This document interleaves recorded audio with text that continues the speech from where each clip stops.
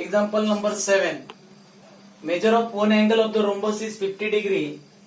Find the measure of remaining three angles. I will consider this rhombus.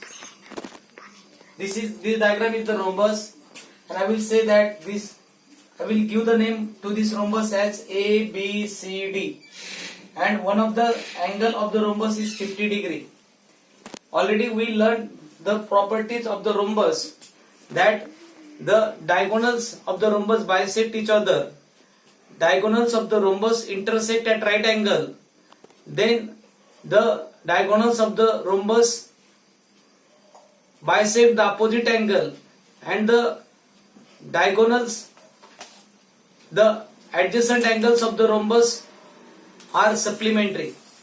Step by step we have to utilize this property and you have to solve the example.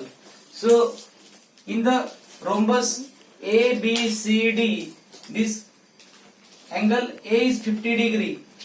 Then you have to find out the angle C. One of the property of the rhombus is the opposite angles of the rhombus are congruent. This opposite angle of A is angle C and opposite angle of angle B is angle D. If angle A is 50 degree, at that time you have to say that angle C is also 50 degree. Which property you have to utilize? You have to say that opposite angles of the rhombus are congruent. Everybody understand? Which one is the property? Once again I will repeat. If one of the angle is 50 degree, then the opposite of the angle A is angle C. This angle C is also 50 degree. And according to that you have to find out angle D and angle B. But we don't know the angle D and angle B. But I will say that if I will extend this line like this, if I will extend this line like this, I will extend this line like this at that time, and I will extend this line like this. At that time I will say that these are the interior angle. These are the interior angle. Angle A and angle B are the interior angle formed by the transversal. If this AB is the transversal, if this DA is parallel to CB and this AB is the transversal, at that time these angles are the interior angle. And what is the property of interior angle? Interior angles are supplementary. So you have to say that measure of angle A plus measure of angle B is equal to 180 degree. And according to that you have to find out the angle of B. Angle B. Once you will get the angle B, at that time the opposite of the angle B is angle D. We know the property that opposite angles of the rhombus are congruent.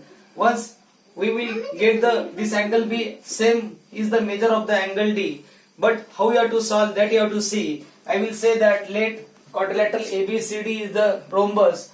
Angle A is equal to 50 degree. Find angle B, find angle C and find angle D. So you have to say that by the property of the rhombus, the opposite angles of the rhombus are congruent. So you have to say that measure of angle A is equal to measure of angle C.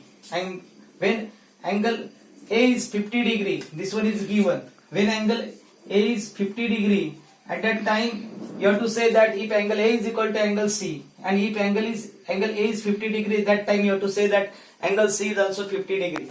Then one of the property is that adjacent angle of the rhombus are supplementary. The adjacent angle, which one is the adjacent angle of angle A?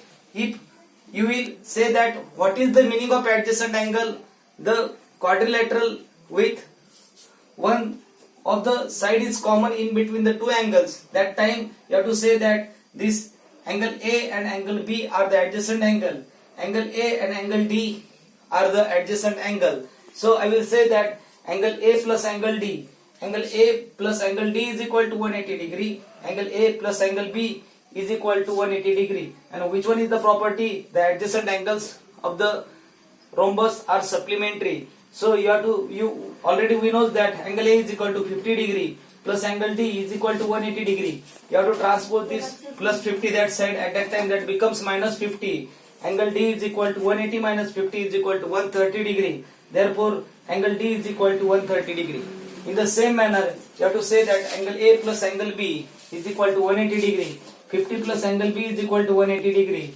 angle B is equal to 180 minus 50. You have to transpose this 50 plus 50 that side, that becomes minus 50. Angle B is equal to 130 degree. From that you have to say that angle A is equal to 50 degree, angle B is equal to 130 degree, angle C is equal to 50 degree, and angle D is equal to 130 degree. In this way you have to find out each and every angle of the rhombus by utilizing the property that the opposite angles of the rhombus are congruent and the adjacent angles of the rhombus are supplementary. You have to utilize that properties and you have to solve the example. I think you understand all these things. Write all these things in the classroom notebook properly. Thank you.